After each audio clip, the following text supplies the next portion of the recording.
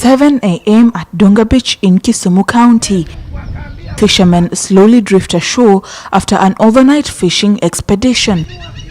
50-year-old Bernard Ndege is back after 6 hours in the water. His catch, 2 fish. The fishing business, he says, is a pale shadow of its former self. Tena zamani zilikuwa mbuta ilikuwa kubwa.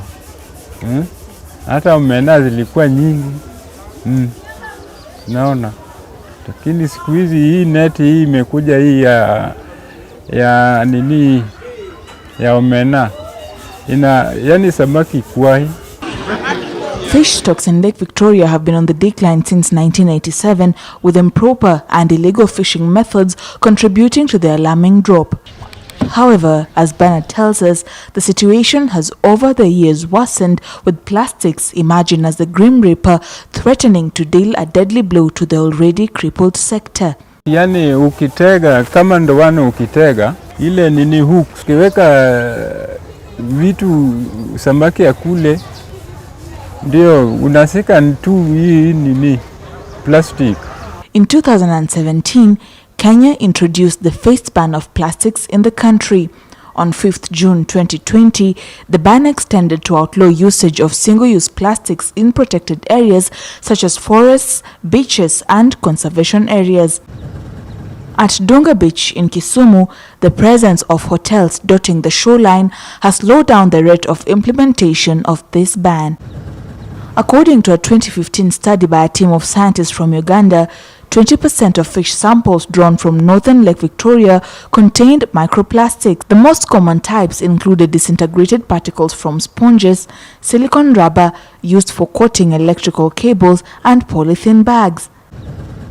At this facility, we meet 15-year-old Michelle with a 13-year-old brother Jeremy. Currently, there's not much data on plastic pollution.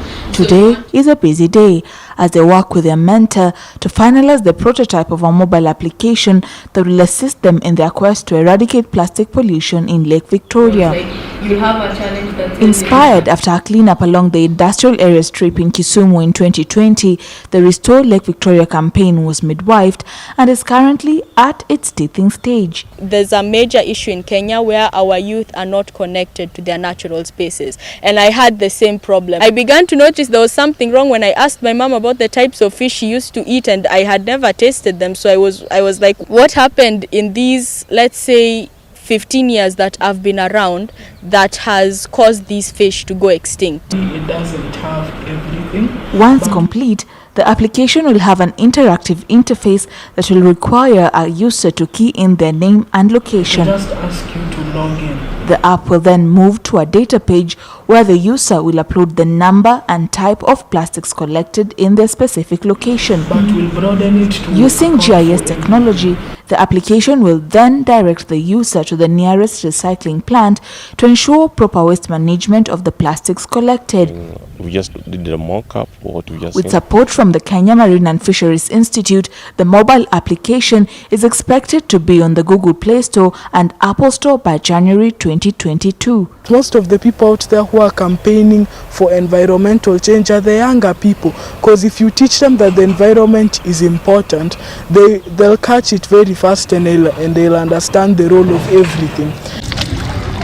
While Bernard paddles to seek today's catch, he carries the hope that the lake will be kinder and offer him a better catch, just as 4 million people that depend on Lake Victoria for their livelihoods. The United Nations Environmental Programme has sounded a warning bell, alerting the world to a possible scenario of having more plastics than fish in the world should the current trend of dumping plastics continue. Normally in waters we have more plants than even in the terrestrial world. We call them phytoplankton, and they produce almost half of the oxygen you consume. So if you destroy the oceans, if you destroy the waters, we are destroying our livelihood. It's our time to go out and decide what we want our future to look like. So you should think, like, what do I want Kenya to be when it's a developed country? Do I want it to be the place with a dead Lake Victoria, or do I want it to be the country that managed to develop without destroying its natural resources? With plastic pollution threatening the biodiversity in the lake basin, community community intervention has been touted as the best way forward to ensure that the community puts in place measures to preserve the Lake Victoria. Laura Otieno, Citizen TV, Kisumu County.